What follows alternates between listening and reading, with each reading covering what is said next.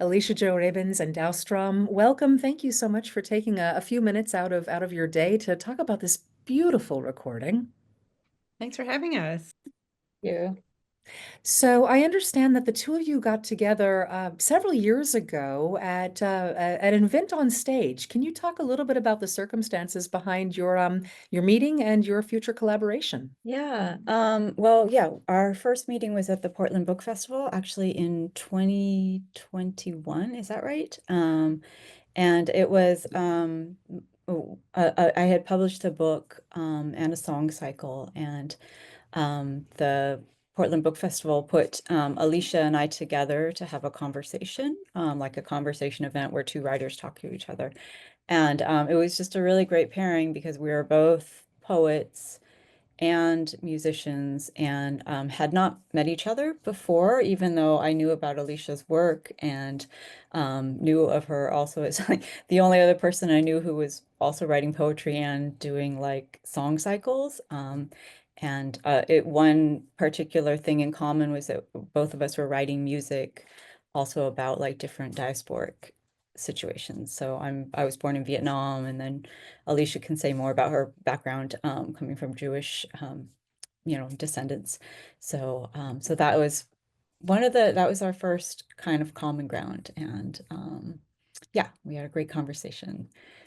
I had read the diasporic element, but also that you're both mothers, both collaborative and integrated artists. That Dao, as you mentioned, musicians, poets. That you're both working in so many different kinds of areas.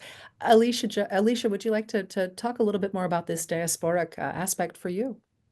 Yeah, as a Jewish American, diaspora and the idea of sort of wandering through different places in the world while holding on to a kind of originating culture and the tension between those two and the often beautiful, productive tension between those two is just a big part of Jewish culture. And so I've been thinking about diaspora for a really long time.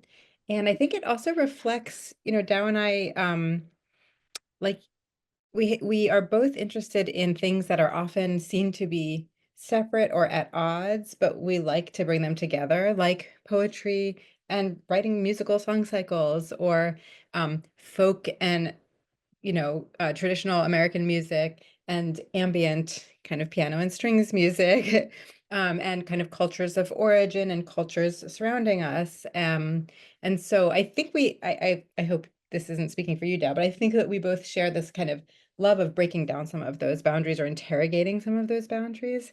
So this project is very much a project about that, of taking our shared love of words and music, and also of folk Americana kind of folk traditions and ambient music, and saying like, what if we removed the boundary between these two and created something that combines them? That's beautiful. I have to note, you mentioned words. You're both poets, but there are tracks here that are wordless. And it's a curious choice given that you both work with words. Why was that? Why did you decide to create these beautiful songs, but in some cases without having any words or poetry? Yeah. I think I'm one of those writers that questions language a lot, like at words. Words are a great tool, and they're also fallible, and sometimes they're not enough. Um, and then music is sort of this turn toward another type of language and another type of voicing that maybe expresses things that words can't always capture.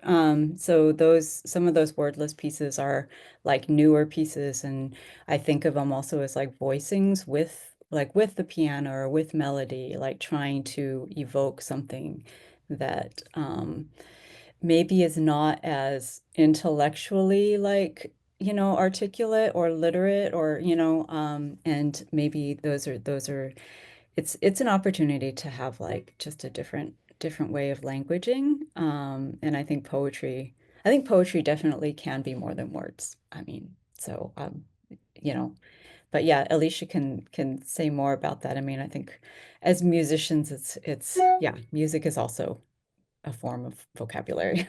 Yeah, I don't know if I totally realized until this moment that we actually didn't write any of the lyrics on the album. So we have a cover of a traditional kind of gospel song, Wayfaring Stranger, and then we have a country music cover. Mhm. Then we have an original setting of an Emily Dickinson poem. And I think, it's so funny because we did meet on stage at the book festival using words to talk about Dao's beautiful writing. It was all words. And we both just, I think, share a love of abstraction and silence and sort of the meaning, like Dao was saying, that comes from music and sound and art, and also visual art and film, and kind of the meaning beyond words. And I think there was a bit of a kind of comfort and joy in knowing that we both work so much with words, and we got to be together in this sort of wordless space creating this album. Yes, definitely. A form of reprieve. And especially at this time when there's so much just rhetoric that's flying around.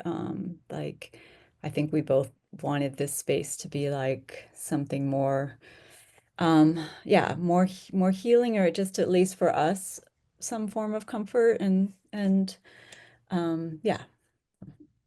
The first track on this EP is a well-known piece of American folk music, Wayfaring Stranger, which Alicia alluded to. I love that song and I love your interpretation of it. I'm curious how you decided this piece to be the opening track for the album. Um, Yeah, it's probably one of the first songs we played together, just when we kind of got together. We both knew it. It's a song that I've been playing like since I started learning to play guitar. So I have a recording of it on like the first album that I made, and it's very, very in the bluegrassy, folky vein. Um, and I think it resonates for both of us as like it's a song that is about exile and longing for a place that you've been cast out of, or that it's beyond this earthly world. But I think like for both of us, it's like it resonates with those diaspora themes of, some other land that is romanticized or idealized as a place you can't return to or can't get to, or hoping to return to. So, so yeah, it felt fitting. That makes a lot of sense. Absolutely. You created this project over the course of years. This was not a short project at all. Can you talk a little bit about the recording? I mean, you did everything. You weren't recording in a different studio. I understand you did this in your homes, right? Over the course of several years. Can you talk about this process and ultimately what the end product has meant based on this process, this very long process that you've done everything in this. Yeah, that was really meaningful, I think, to both of us in the process. I mean, we even took our own photo. I'm looking at the place where we took our own publicity photos. We just put a camera on a timer and took our own photos. I think, both of us do these large scale, collaborative, complex projects where we're applying for so much grant funding and needing to marshal so many resources to make it happen. And I think we both entered into this with this kind of longing to make something that was a little bit distant from those forces of money and competitiveness that's just baked into the grant system and kind of fighting for arts funding. And that we sort of said, like, what are the resources that we have? We both love to engineer ourselves. We both have home studios, and we both have a lot of sort of DIY experience for decades of recording and mixing and obviously songwriting and performing.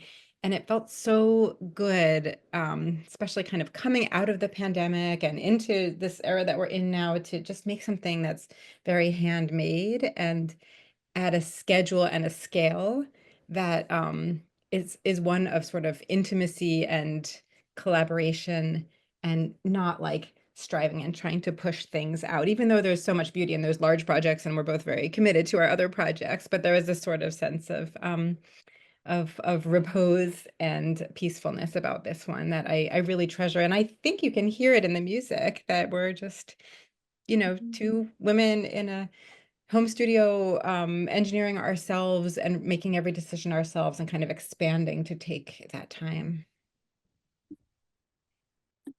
It's an incredibly lyrical work. I mean, all the way through. I do want to talk about the title piece, of course, based on this poem by Emily Dickinson, Wild Nights. Can you talk a little bit about the genesis of that being sort of the centerpiece in a way, and again, the title track for this, how you decided on this very enigmatic poem written by Emily Dickinson and published posthumously. I understand her publisher was even a little reluctant to bring it to the world.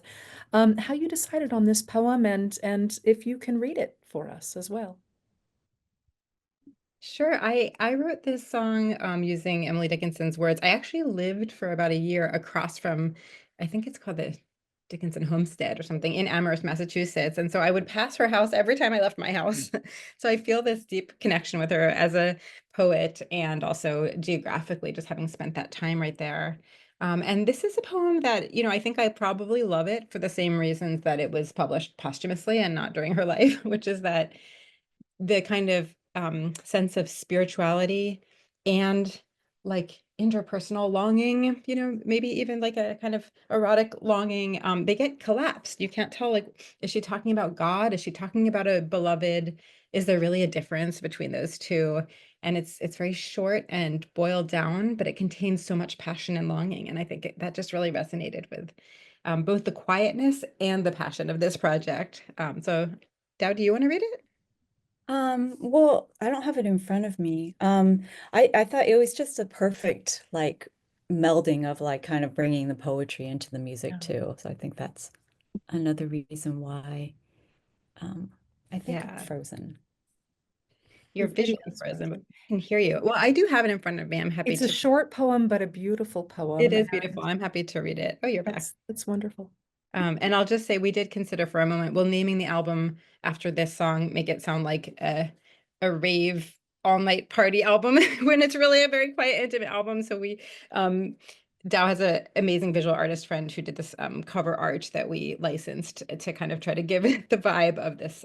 It's a quiet, wild night, not a loud album. Gorgeous, gorgeous cover. So here's Yeah, the artist is, Go ahead. oh, I was just gonna, this is Christine Nguyen, just if people are Oh, curious. beautiful. So here's Wild Nights by Emily Dickinson. Wild nights, were I with thee, wild nights should be our luxury. Futile the winds to a heart in port, done with a compass, done with a chart. Rowing in Eden, ah, the sea, might I but moor tonight in thee. That's wonderful. Thank you. That's gorgeous. I know that there was an event last Wednesday at Literary Arts, the rollout, I think it was last Wednesday, the rollout for the new album. Do you have any other public events associated with this coming up? No, we did a couple last week. We played at a little venue called Turn, Turn, Turn, and then we celebrated Lisa Wells' new book at her book release reading with some songs. And yeah, I think right now we're sort of reveling in having it out there in the world, but I have a feeling that more performances will be coming soon. And I can't stop thinking about making a second album and what I would want to be on that album. So maybe that'll start soon too. I haven't checked in with Dow about that yet though. That was going to be my next question. I mean, this is, again, this is gorgeous. 6 tracks, all just lovely pieces. And what's next? Are you already thinking about that next thing? But, I understand wanting just to celebrate and just revel in this moment also. Yeah, I think we both also have like a number of other projects that are happening. But yeah, I mean, we have played around with other songs in that vein of like, covering old traditionals and, so something else might be coming Well, we three will be summers later. Yeah, exactly. we'll be Yeah. watching for more events around this album and for future projects as well. Dao Strom and Alicia Joe Rabins, thank you so much for your time today. Thank you for having us.